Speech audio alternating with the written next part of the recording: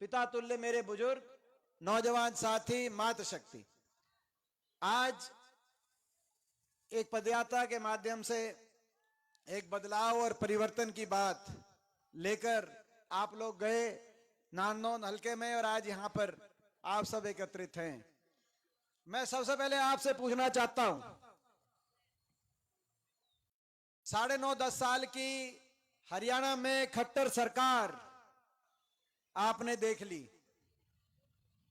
खट्टर सरकार देख ली, खट्टर साहब भी देख लिए, सारा इनका मंत्रिमंडल भी देख लिया, सारी जो बात बीजेपी भी देख ली, जेजेपी भी देख ली। मैं आप सबसे पूछना चाहता हूं, छिक लिए कि कसर बाकी रह रही है? नहीं बताओ भाई, कोई कसर बाकी रह रही है कि छिक लिए? नहीं बताओ। क्योंकि मैं कह रहा हूं, ये हरियाणा का चुनाव जो आने वाले समय में देश की नजर इस हरियाणा के चुनाव पे होगी। हरियाणा क्या फैसला करता है?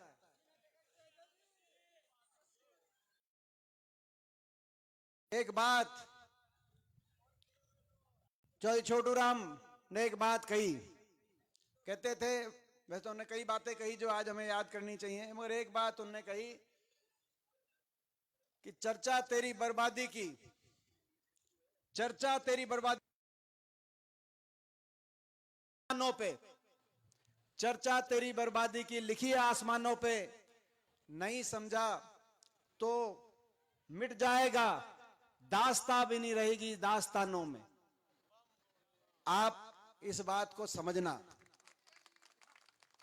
ये लड़ाई हरियाणा को बचाने की लड़ाई है, हरियाणा के नौजवान के भविष्य को बचाने की लड़ाई है, हरियाणा के किसान मजदूर को बचाने की लड़ाई, हरियाणा के गरीब वंचित वर्ग को बचाने की लड़ाई है, हरियाणा के भविष्य को और हरियाणा को बचाने की लड़ाई है। इस बात को आप समझना। आज से लगभग 10 साल, 9.5 साल पहले इनको मौका मिला, देश में भी और प्रदेश में भी बड़े बहुमत से इनकी सरकार बनी थी। 4 महीने शेष बचे हैं, जो कहते हैं समर यानी कि लड़ाई, समर के में बचे हैं शेष 4 महीने। 4 महीने के बाद 1 महीना तो बचा है लोकसभा चुनाव में। पहली लड़ाई तो लोकसभा चुनाव में होगी और लोकसभा चुनाव में आचार संहिता रहेगी 2-2.5 महीने, उसके 3 महीने के बाद फिर होगा विधानसभा चुनाव। 1 महीना और 4 महीने बचे हैं। अब जो इनने करना कुराना था वो कर लिया, अब आपका फैसले का समय। 10 साल की सरकार में प्रचंड बहुमत से जो बनी है सरकार, इसने हरियाणा को, दोनों सरकारों ने मिला के हरियाणा क्या किया, हरियाणा को आगे लेके गए, पीछे लेके गए, इस बात का फैसला आपको करना है। जो हरियाणा 2014 से पहले देश में विकास के हर मापदंड में, देश में विकसित राज्यों में जिसकी गिनती होती थी, विकास दर में हम नंबर 1 थे, प्रति व्यक्ति आय में नंबर 1 थे, प्रति व्यक्ति निवेश में नंबर 1 थे, खिलाड़ियों के सम्मान में हम नंबर 1 थे, किसान के हितकारी फैसलों में देश में हरियाणा का जिक्र आता था। चाहे 1600 करोड़ के बिजली के बिलों की उस समय माफी का फैसला हो, 2200 करोड़ के कोऑपरेटिव का कर्जा के माफी का फैसला हमारी सरकार के समय चाहे हुआ हो, काले कानून, गिरफ्तारी और नीलामी कोऑपरेटिव बैंक के बैंक डिफॉल्ट के फैसले को प्रतिबंध लगाने की बात हो, चाहे जीरी गन्ने पॉपुलर के भाव को देश में सबसे ज्यादा किसान को दिलवाने की बात। 10 साल तक कोई किसान आंदोलन जिस प्रदेश में नहीं हुआ, 10 साल तक एक भी किसान आंदोलन ना हुआ हो। जो प्रदेश 2014 से पहले गरीब कल्याण में देश में जिसका नाम लिया जाता है, गरीब को 4 लाख गरीब को 100-100 गज के प्लॉट मिले हों, 3 लाख गरीब परिवारों को मकान मिले हों, पानी की टंकी टूटी और स्कूल के अंदर गरीब के बच्चे को 20 लाख बच्चों को वजीफा मिला हो। देश में सबसे ज्यादा जब कांग्रेस की सरकार रही तो पेंशन रही और देश से सबसे सस्ती बिजली हरियाणा मिली हो। आज वो प्रदेश जो विकास में आगे था, भाईचारे में आगे था, खुशहाली में आगे था, कानून व्यवस्था में आगे था, खिलाड़ियों के सम्मान में आगे था, वही प्रदेश खट्टर सरकार की इन 10 साल के बाद देश में विकास में तो पिछड़ गया और नंबर 1 पहुंच गया। तो आज बेरोजगारी में देश में नंबर 1, महंगाई में देश में नंबर 1, भ्रष्टाचार में देश में नंबर 1, नशे में देश में नंबर 1। नारा था दूध दही का खाना, ऐसा था हमारा हरियाणा, खेल खिलाड़ियों का हरियाणा। आज नशे का हरियाणा बन गया, नशे में नंबर 1 हरियाणा बन गया। आज हर घर में एक नौजवान पढ़ा लिखा बेरोजगारों की फौज खड़ी होगी हरियाणा में। ऐसी स्थिति हरियाणा में बन गई। सबसे महंगी बिजली, सबसे महंगा डीजल पेट्रोल, सबसे ज्यादा महंगाई और सबसे ज्यादा भ्रष्टाचार। क्योंकि ये सरकार तो बनी भ्रष्टाचार पे। ये सरकार लोगों ने नहीं चुनी थी 2019 में, पिछले इलेक्शन में लोगों ने तो इस सरकार को नकारने का काम किया था। आपको याद है 2019 के चुनाव में लोकसभा में जब इनकी 10 सीट आई तो बीजेपी ने नारा दे दिया। क्या नारा दिया था बीजेपी ने? खट्टर साहब ने नारा दे दिया 2019 में, बीजेपी जाएगी 75 पार। आपको याद होगा। इस बीच में एक और नारा आया दुष्यंत चौटाला, जेजेपी ने एक नारा दिया जमुना पार, बीजेपी ने करो जमुना पार। ठीक कह रहा हूं कि गलत कह रहा हूं?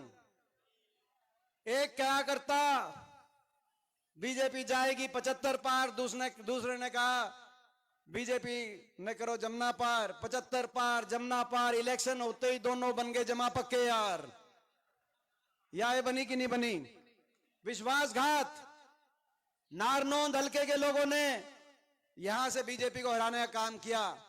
सरकार और पार्टी दो चीज होती है। लोगों ने बीजेपी की सरकार को हराया, 14 में से 12 मंत्रियों को वापस विधानसभा में भी नहीं भेजा। रोहतक से मनीष ग्रोवर वहां से चुनाव हारे, तो बादली से कोई चुनाव हारा, सोनीपत में जो इनकी मंत्री थी वो चुनाव हारी, तो नारनौंद में जो मंत्री थे वो भी चुनाव हारे। अगर लोगों को ये सरकार पसंद होती, खट्टर सरकार, तो 14 में से 12 मंत्री नहीं हराते। और जो इनके प्रदेश अध्यक्ष थे सुभाष बराला जी, उनका टोहाना में लोगों ने पार्टी और सरकार दोनों को हरा दिया। 75 पार के नारे की हवा निकाल दी, 40 पे सुई रुक गई और फैसला एक पार्टी के हाथ में आ गया जिसने नारा दिया था बीजेपी को करो जमुना पार। जब 10 सीट आई, जिसमें नारनौंद की सीट भी है, तो उचाना के अंदर, मुझे याद है वो इलेक्शन का दिन मैं नहीं भूलता, उचाना में दुष्यंत चौटाला ने पूछा कि मेरे को क्या करना चाहिए। लोगों ने कहा, जब गिनती का दिन था, लोगों ने कहा कुछ भी करिए मगर बीजेपी का साथ मना देना। यही कहा था कि नहीं कहा था? हम जींद आके प्रेस कॉन्फ्रेंस करी कि भाई हम जो 5100 की पेंशन देगा हम उसको समर्थन देंगे। 31 विधायक हुड्डा साहब ने दिल्ली में प्रेस कॉन्फ्रेंस करी हमने कि हम 5100 की पेंशन अगले हफ्ते देना शुरू करेंगे, क्योंकि हमारा भी घोषणा पत्र है कांग्रेस पार्टी का, आप हमारे साथ आओ। लोगों ने बीजेपी की सरकार को हराया है। जींद से गाड़ी चली, जेजेपी पार्टी की गाड़ी जींद से चली, सही रास्ते पे चल रही थी दिल्ली की तरफ। रोहतक तक, बहादुरगढ़ टिकरी बॉर्डर तक सही रास्ते पे जा रही थी। दिल्ली में बढ़ते ही दिल्ली की टेढ़ी मेढ़ी सड़कों पे गाड़ी हिलसती फिलसती रोलती पोलती बीजेपी के बाढ़ने के आगे रुक गई। भाई क्या करें? केंद्रीय गृह मंत्री के हाथ में समर्थन का पत्र पकड़ा दिया, जमुना पार के नारे को भूल गए, विश्वासघात कर लिया। मैं पूछना चाहता हूं आपसे, आज 5 साल के बाद पूछना चाहता हूं, वो 5100 जिस पे समझौता हुआ था, वो 5100 बुढ़ापा पेंशन हरियाणा प्रदेश में आई या नहीं आई? और अगर नहीं आई तो ये विश्वासघात है कि नहीं है? ये राजनीतिक अनैतिकता है कि नहीं? राजनीति में नैतिकता की जगह होनी चाहिए, ईमानदारी की जगह होनी चाहिए। अगर आज मैं आपके बीच में कुछ कहूं और करूं कुछ और, तो उस अनैतिकता, उस विश्वासघात का हिसाब लोगों को, जनता को रखना चाहिए। ये प्रजातंत्र का ये नियम है। विश्वासघात इस पार्टी ने किया, जमुना पार का नारा देके पाला बदल के पहले अपने मतदाता के साथ किया, उसके बाद 5100 की पेंशन देकर और किसान आंदोलन में यह कहकर कि ये 3 कानून कभी वापस कोई ले ही नहीं सकता, हरियाणा किसान के साथ किया। महिला खिलाड़ियों आंदोलन में यह कहकर क्या क्या नहीं किया, तिरस्कार महिलाओं का, हमारी खिलाड़ियों के साथ, हमारी बेटियों के साथ, हर वर्ग के साथ विश्वासघात इस पार्टी ने किया है। देता हूं जेजेपी पार्टी को, आपकी पार्टी के इस समर्थन की वजह से आज ये हरियाणा को दिन देखने पड़े। किसान आंदोलन देखना पड़ा, महिला खिलाड़ी आंदोलन देखना पड़ा, 750 हमारे किसानों की चिताएं देखनी पड़ी। बड़ा विश्वासघात आपने किया है। 4 महीने का समय मैं चुनौती देना चाहता हूं। जब हरियाणा का चुनाव का बिगुल बजेगा, आप आ जाना मैदान में। 90 सीट हरियाणा की हैं, एक सीट से भी जमानत आपकी नहीं बचेगी। आज मैं चुनौती देना चाहता हूं। इस विश्वासघात का बदला लेंगे,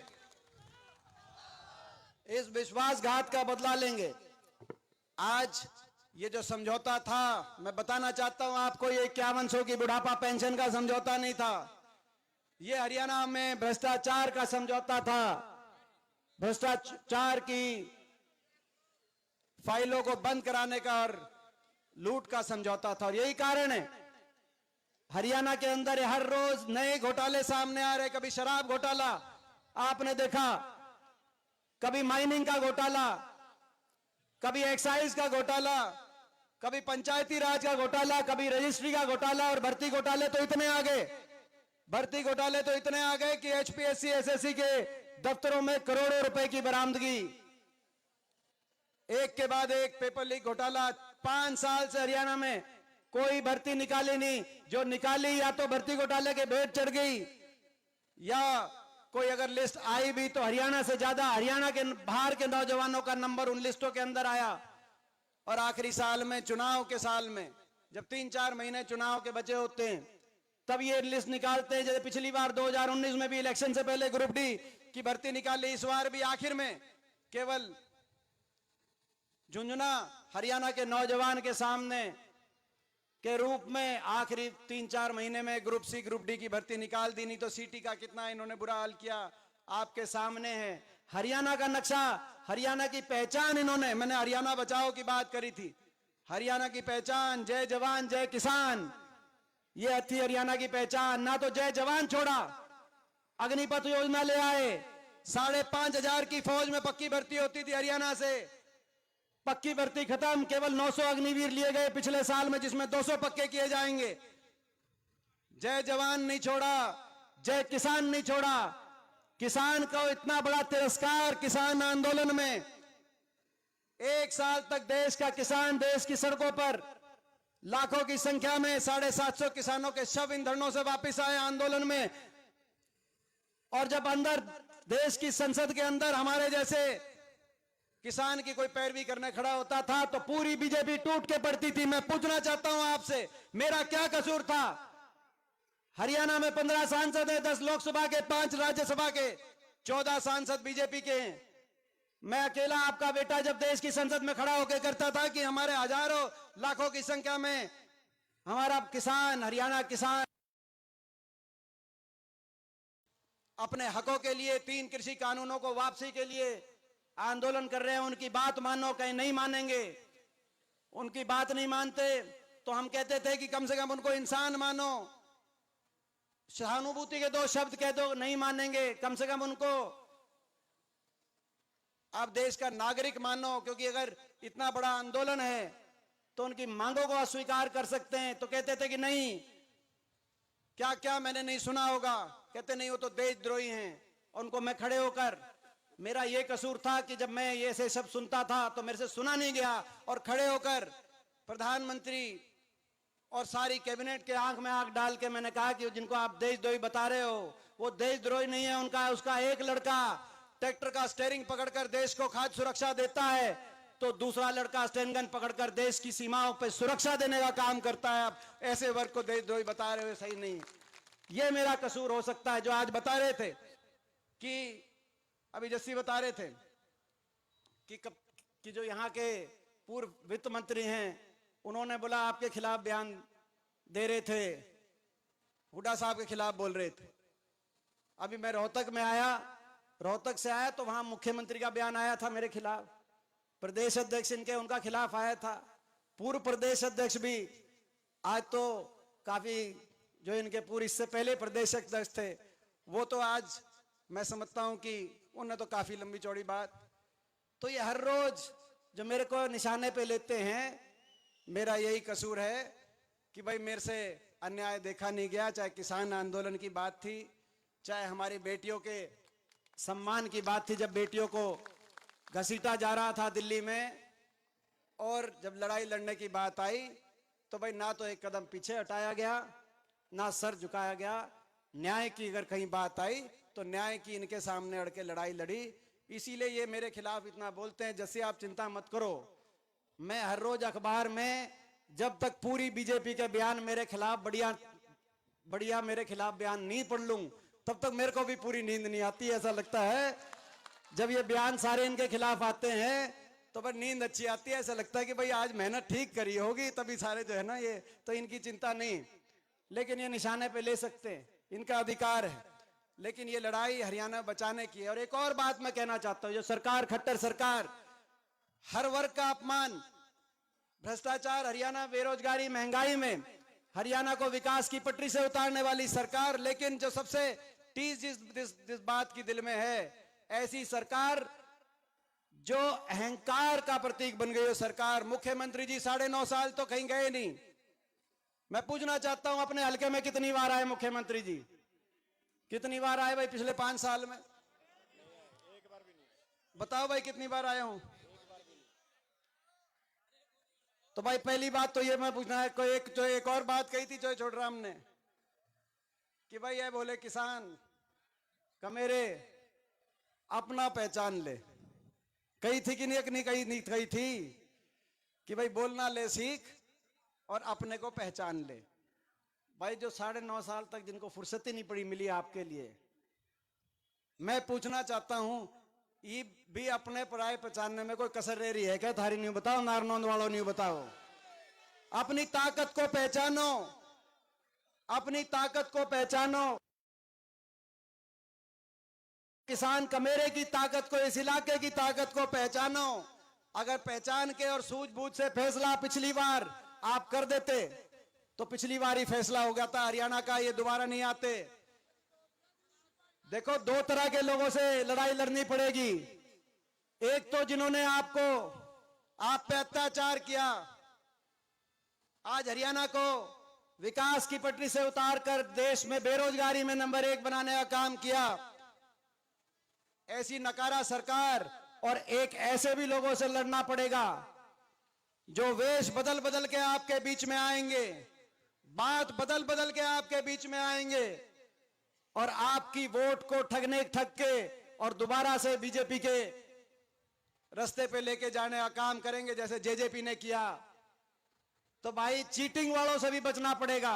आज हरियाणा के कोने कोने में आपके आशीर्वाद से और आपकी आशीर्वाद से और दिन रात की मेहनत से कोने कोने से एक ही आवाज आ रही है कि बीजेपी जेजेपी की ये खट्टर सरकार जा रही है और हुड्डा साहब के नेतृत्व में कांग्रेस पार्टी की सरकार आ रही है। सरकार बनेगी आपकी, लेकिन सरकार बनेगी तो काम बांटना पड़ेगा, काम नहीं हुआ। क्योंकि इनके पास बहुत कुछ है लड़ने के लिए।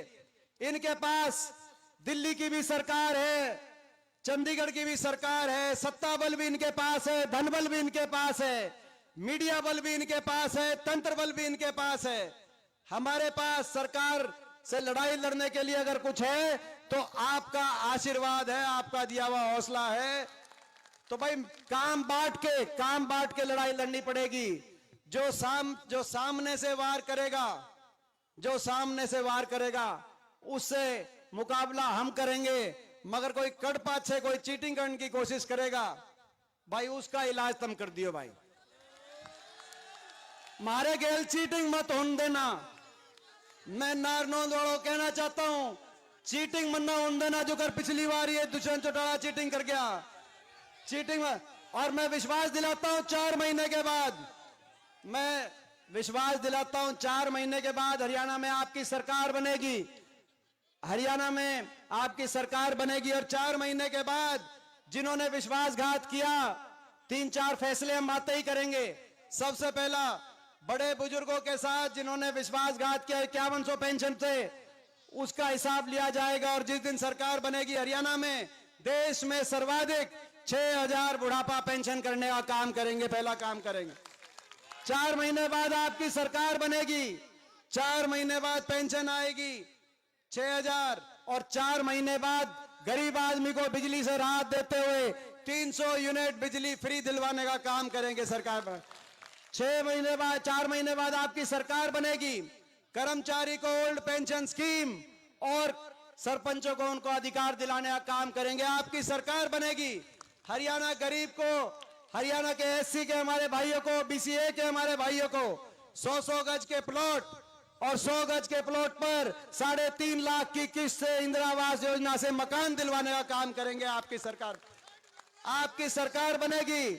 हरियाणा में हम खिलाड़ियों को दोबारा से देश में सर्वाधिक मान सम्मान और किसान को एमएसपी की गारंटी और हर शहीद जो किसान हुआ इस आंदोलन में उस परिवार को एक सरकारी नौकरी दिलवाने का काम करेंगे। आपके हरियाणा को दोबारा से विकास की पटरी पे देश में आगे और आपसी भाईचारे का, जो इन्होंने भाई को भाई से लड़ाकर राजनीति का आज हरियाणा को उदाहरण बनाने का, आज इन्होंने एक राजनीतिक अनैतिकता, राजनीतिक पाप करने का काम किया है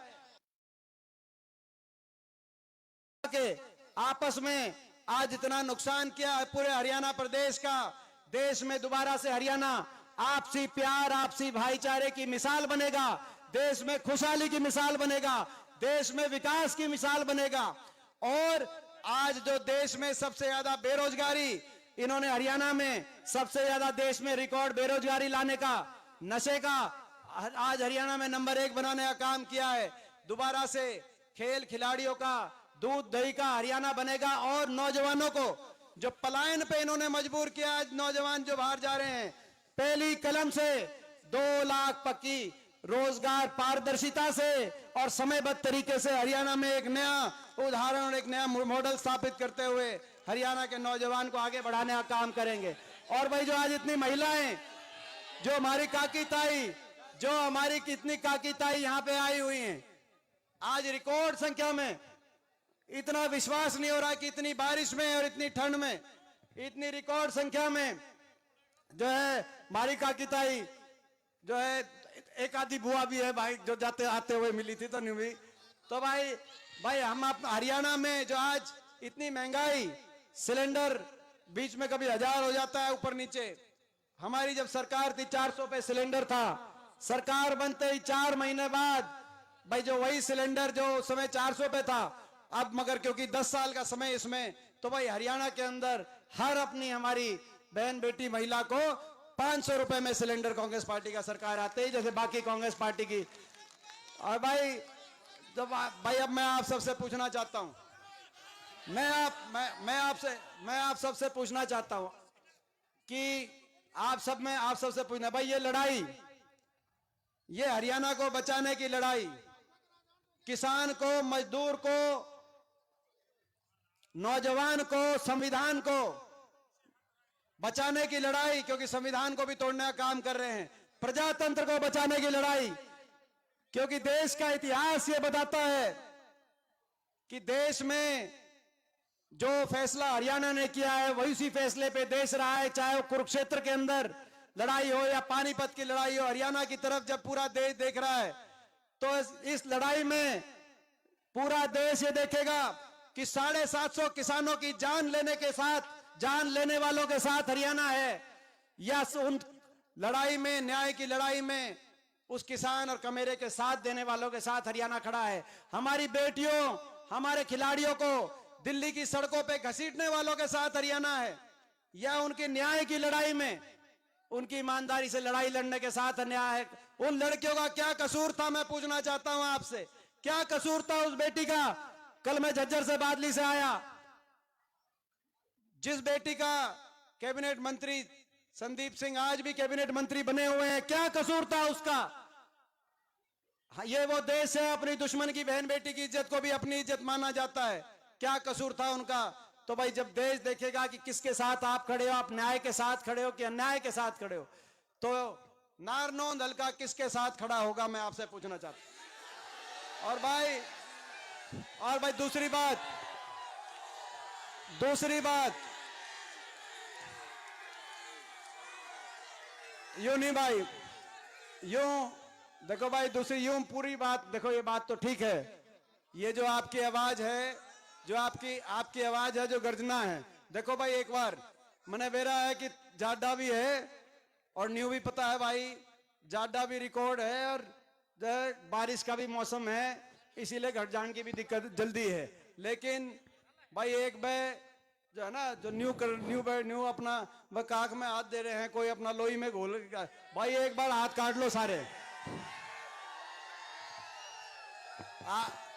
तो आपका मैं धन्यवाद करता हूं। जो ये भाई सीआईडी वालों को मैं कहना चाहता हूं, जितनी आवाज यहां पर, जब मैंने कहा कि भाई अन्यायी सरकार से कौन लड़ेगा, सीआईडी वालों को कहना चाहता हूं, ये जो आवाज है सीआईडी वाले जो हैं, क्योंकि हम पहचानते हैं आप बड़ी अच्छी ड्यूटी कर रहे हैं सीआईडी वाले, ज्यादातर हम उनको इसलिए पहचानते हैं, हमारे पीछे ज्यादा लगा रखे हैं, वो इसीलिए लगा रखे हैं कि हमसे सरकार प्यार करती है, मेरे से तो ज्यादा ही प्यार करती है। इब सारे इलेक्शन होगा तो आप देखना सारे रोहतक में सारी तो पिछली बार भी आपने देखा किसा क्या। तो भाई ये है हमारे टाइम की भर्ती है, इसीलिए मैं उनको पहचानता हूं, बेचारे अच्छी ड्यूटी कर रहे हैं। भाई ये रिकॉर्डिंग लेना आवाज की, जो ये सारे बोलते हैं ना हमारे खिलाफ, तो भाई ये आप हमारी भी आवाज वहां तक पहुंचा देना। हम क्या बोलेंगे भाई, लोग ये बोलेंगे भाई जो है, तो भाई बताओ इनकी चुनौती दे रहे बीजेपी को, दे दे भाई चुनौती बीजेपी और जेजेपी को। धन्यवाद